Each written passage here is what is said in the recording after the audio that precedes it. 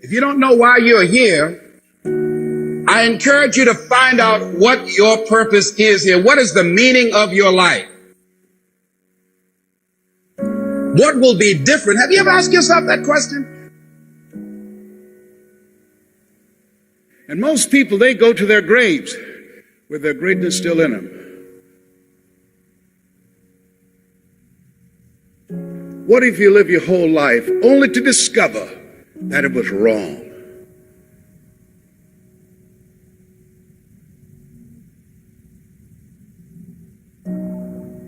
We've all taken time just to stop and reflect many times when we hear what's happening in the news or read the newspapers.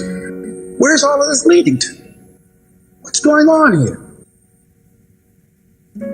And so I think that now more than ever, we must begin to look at what are the things that we can do that would put us on some firm footing in life, that will enable us to do some things and use some powers that we have, that many of us go through life never ever discovering that we have those things going for us.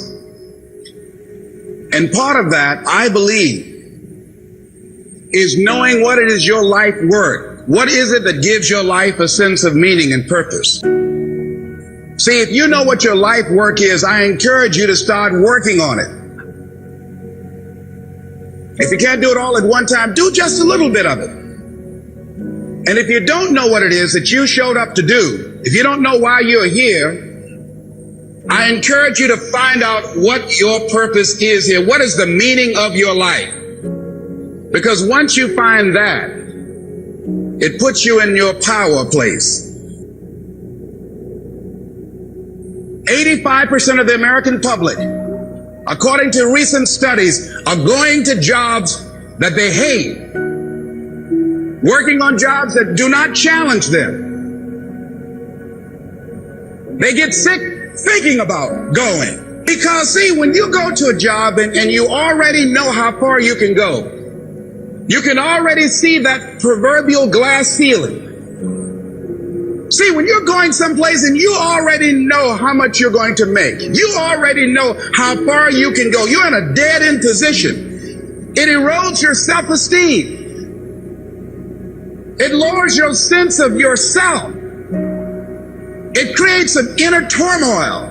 It creates an emptiness in you.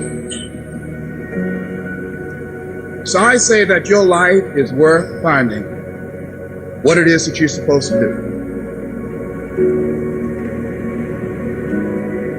Imagine, if you will, being on your deathbed and standing around your bed, the ghost of the dreams, the ideas, the abilities, the talents given to you by life, but you, for whatever reason, you never pursued those dreams. You never acted on those ideas. You never used those gifts. You never used those talents. And there they are staring at you as you're lying on your bed with large, angry eyes saying, "We came to you. Only you could have given us life. And now we must die with you forever."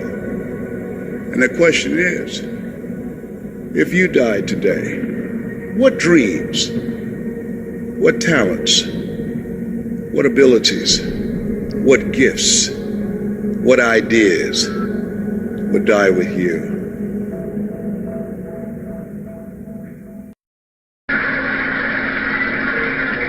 Brother Kalunda, it is not your place to chastise your father.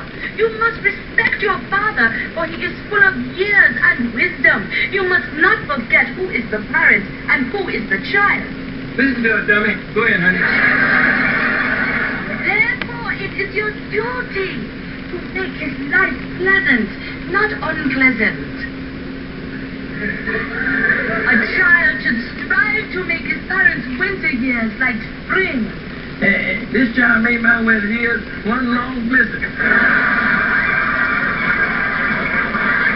As he provided for you when you were a child and could not provide for yourself, so must you provide for him now.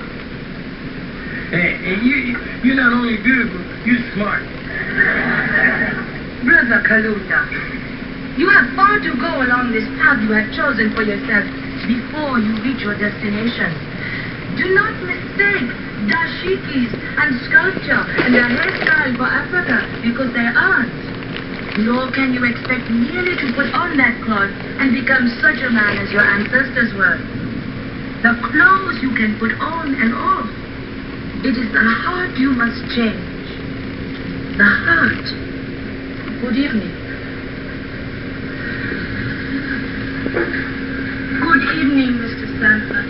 I enjoyed meeting you. You are a man of joy and great depth.